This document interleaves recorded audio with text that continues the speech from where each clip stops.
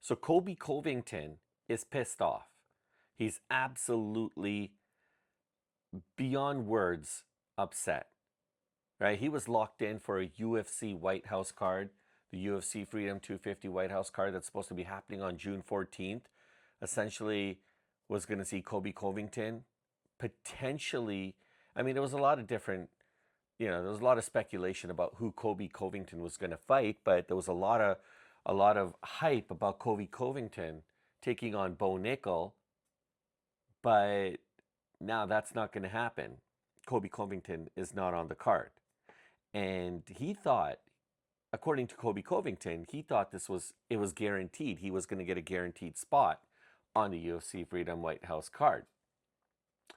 Anyhow, the UFC Freedom 250 White House card is supposed to be probably one of the most historic, symbolic UFC fight cards that's going to happen ever, because this is not happening in your traditional setting like the Apex Center or the T-Mobile Arena, Madison Square Gardens, or even Qatar or Riyadh, Saudi Arabia. This is actually going to take place at the White House, right on the lawn of the White House with the backdrop of the White House right behind you.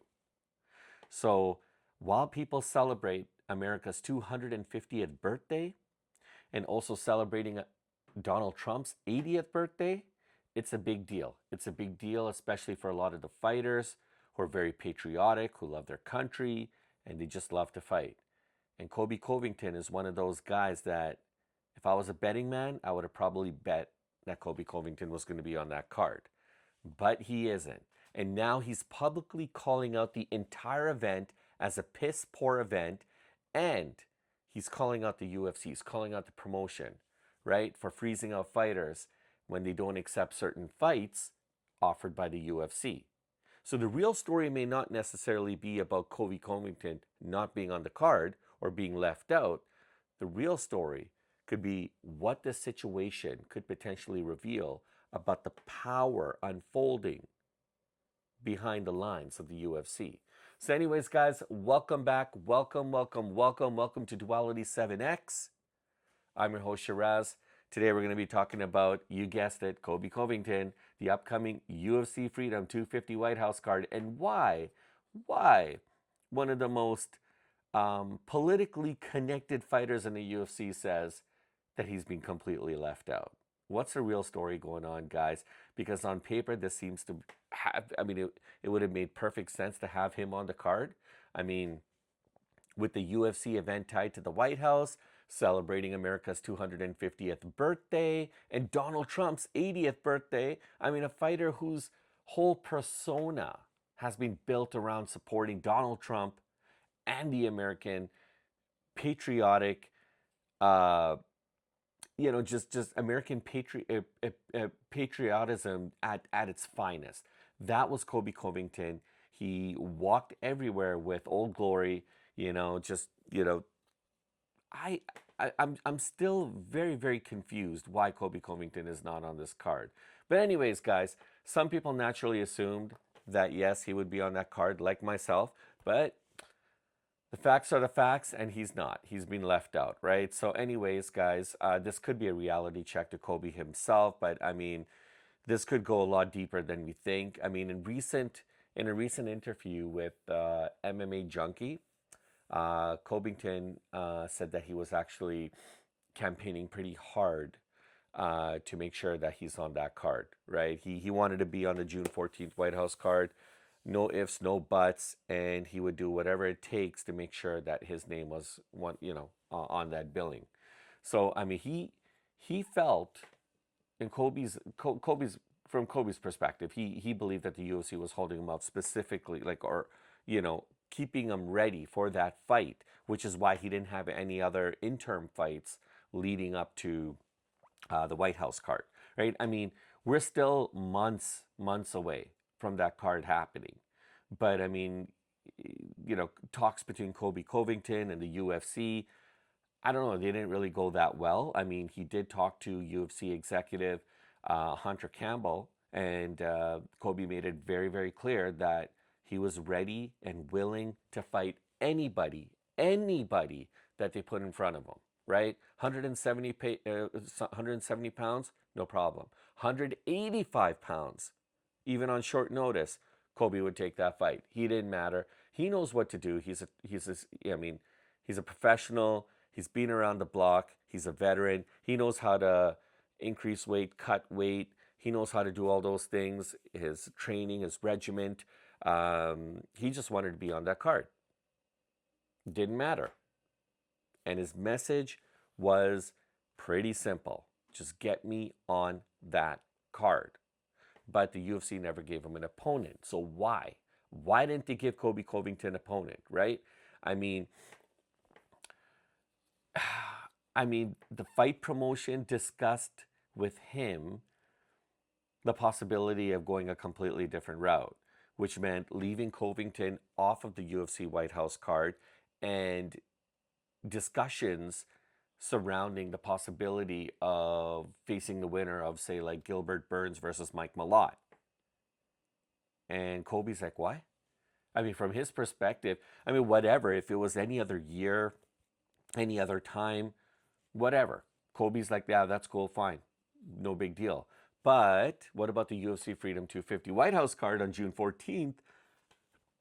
That's the ticket. That's the event that I wanna be on. And Colby knows, he obviously knows that he wouldn't be headlining that event if he was on the card. He doesn't care. He just wanted to be on that card so he could be part of something very symbolic and very historic, because that meant a lot to him, right?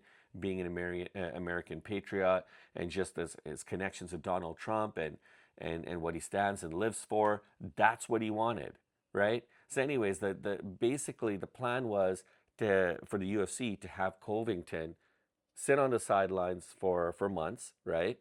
And then there you go. He's on the UFC White House card. So that makes sense, right? But anyways, that's not what's happening. And so now Bo Nickal, all right, who's very popular with Donald Trump, he recently claimed that the UFC offered him a fight with Colby Covington for the White House event. But according to Colby, that's completely false, right? He said that the UFC never even offered him that fight, not even once. And then Colby did what Colby does best. He started taking shots. He called out Bo Nickal, like Bozo Nickal, and saying that this former wrestling star quit, in his last fight against RDR. And then Colby even said that, it would have been like for Colby to fight RDR, it would have been an easy fight for him, right? So now you got completely two different versions of the story. I mean, that raises a whole different question altogether. Who's telling the truth here? Honestly, the real question, in my opinion, is not whether Colby got offered a fight or not. The bigger question is, why wasn't Colby Covington on the White House card in the first place, right? Because from a promotional standpoint, it almost feels like the obvious move to have somebody like Colby Covington on that card. And I mean, this is where the story becomes really a lot more interesting, right? Because for many years now, Colby Covington honestly has positioned himself as the UFC's most outspoken pro-Trump fighter, right? He wore the MAGA hat, to the octagon, to the cage. He went to the White House. He met with the president himself. He built his entire persona around this identity, right? So when the UFC starts talking about a White House fight card celebrating America's 250th birthday and the president's 80th birthday, that's just a natural shoe-in. Even if you're just like brand new to the UFC and you're working in administration or in operations and you're like an intern, that just makes perfect sense that, okay, he's going to be on that card. So, I mean, I assumed he was going to be on that card. Most other people assumed that he was going to be on the card. You guys probably assumed that Colby was going to be on that card as well too, right? So this highlights a lot of weird things that are going on behind the scenes. No matter how loud a fighter is, no matter how popular, right, they think they are, at the end of the day, the UFC gets to dictate and decide who gets the opportunities, right? Not the fighters, not the fans, all right? Sometimes the fans do have a big part in playing into what could potentially happen. But at the end of the day, it's the UFC that calls the shots, right? And sometimes not even the storyline, that you think seems so obvious, that's staring you right down in front of your face, is the one that's going to come to fruition at any one of these cards, right? The promotion at the end of the day, the top brass, Dana White and his executives, they're the ones that call the shots. And fighters, honestly, fighters move up. I mean, fighters do what they're told to do, right? When they say move, they move, right? They say jump, fighters jump, right? I mean, now, honestly, now that Colby, we know it's been established, he's not going to be on the card. Colby's coming out, firing shots on all cylinders. He's calling out the promotion. He's calling out the UFC. He called the Freedom 250 lineup. He called the card itself, the White House card, completely piss poor at best. He said that the UFC originally talked about having 6, maybe 7 or more fights, and now the card only has one real title fight and an interim belt added at late. So he also pointed out that there aren't any major American stars on the lineup. And I mean, that's pretty bold criticism, guys, honestly, considering that this event is supposed to celebrate America's 250th birthday, right? Such a historic, symbolic moment of the United States for Americans. And everyone's just really shocked, right? So anyhow, guys, I mean, he suggested that the UFC, get this, Colby suggested that the UFC has become comfortable about their massive deal with Paramount Plus, right? And doesn't feel that the same kind of pressure to stack cards is there like it used to be. Now with that $7.5 billion injection investment from Paramount Plus, you know, Covington's kind of calling out the fact that UFC is just getting they're sitting pretty right now, right? They're comfortable. They don't need to make those big fights anymore to appease to the fans, because now they're appeasing to advertisers. They're appeasing to the people who are paying those advertising slots. At the end of the day, it's a promotion business. This is what it comes down to. It doesn't necessarily mean back in the day, when you used to see a big pay-per-view fight, it was all about how many butts you get in chairs and how many people tune in to the pay-per-view, right? How many people are paying those 50, 60, 80, $100 CCTV or pay-per-view slots. Now, it doesn't matter how many people you have physically in the arena. You could have like one fan sitting in there, but as long as the advertisers are pumping in those millions of dollars, that's what counts at the end of the day. That's what it's all about. Hate to say it, guys, but that's where the business is going. Not just UFC, but boxing and a lot of like combat sports. That's where it's headed, right? So, I mean, look, if people start believing some of the things that Kobe's talking about, it really is going to start to change how people perceive and view these fights.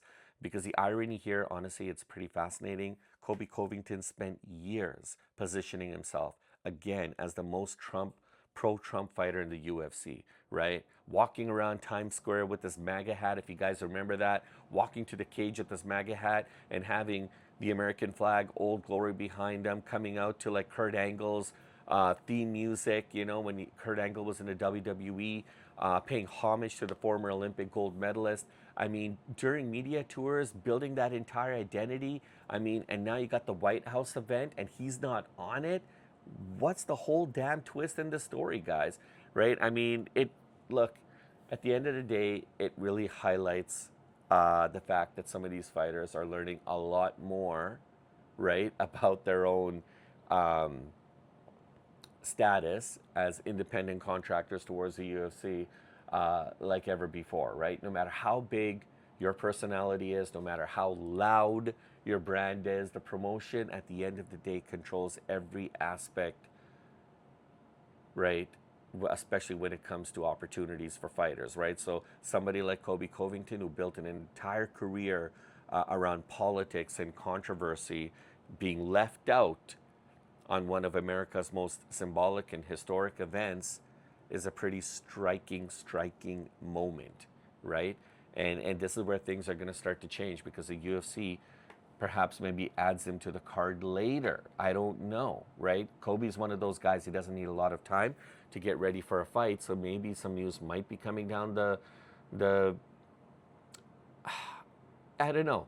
I don't know whether news is going to come down or not, but if there is a possibility, I would definitely put my money on the fact that Colby's going to be on that card, right? Or maybe he just ends up waiting until the end of the year to fight the winner of Gilbert Burns and Malad. I don't know. One thing, one thing is clear, that the UFC Freedom 250 White House card is already creating a lot of controversy. There's a lot of mixed emotions and feelings about the card itself, and the event hasn't even happened yet. This is what's crazy. You know, we've got a lot of big events that are coming up, but people are talking about the UFC White House card. Look at John Jones. John Jones was rumored to have to fight Alex Pereira to headline the UFC Freedom 250 White House card. John Jones, for many months leading up to this, has been talking about his interest in wanting to come back to the UFC. You know, he wants to finish off his legacy. He wants to close his chapter, and he wanted to fight Alex Pereira, right? Or he wanted to fight somebody, but he wanted to headline or at least be on this event. And there was a lot of speculation it was going to happen. Alex Pereira had subsequently relinquished his light heavyweight championship title, and you know, his title now is going to be. So as soon as he relinquished it, it became vacant, and now you got Prochaska versus Olberg, who are going to try to fight for the vacant title. And so now with Alex Pereira not having a title, and you know, Alex Pereira has been one of those guys who's always been flirting with wanting to go heavyweight for quite some time. And so naturally, what happens when he relinquishes the title? Alex Pereira says, "I'm going heavyweight," right? So from 185 pounds, now he wants to. Yeah, I think he's at 243 or something monstrous like that. So everyone thought, okay, this is interesting, because around the time Alex Pereira started talking about this, guess what was happening on the other side of the script?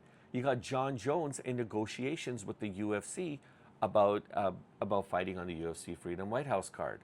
So people are like, I get it. I get it. Alex Pereira vacated his title, moving up to heavyweight. John Jones negotiating with his return to the UFC, and these guys are going to collide at the White House. Wrong. Didn't happen. John Jones was left out in the cold. John Jones was so upset. You could see him lying in bed, grumpy and mopey, like a teenage kid who's told to go to school and wants to stay at home, refusing to leave his bed. That's exactly how it was. John Jones was visibly upset. He's still upset. He called out the promotion. He called out the UFC. He even told the UFC, look, if you're not going to use me, if you're not going to give me a fight, release me. Release me. Let me go. But the UFC is not going to release him. All right, so there's no talks about that. This is very shocking stuff, guys. Anyways, yeah, so he's not on the card. Colby Covington's not on the card. Guess who else isn't on the card?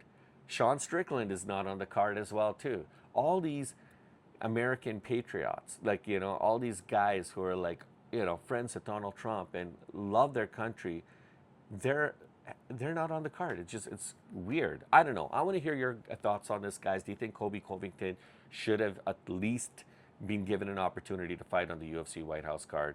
Or do you think that the UFC honestly made the right call leaving him off? I don't know. I mean, it's been a while since we've seen him. Let me know in the comments, guys. If you enjoyed this breakdown, please make sure you like and subscribe and turn the notifications on so you guys never miss a beat. And I'll look forward, as usual, to catch you guys in tomorrow's video.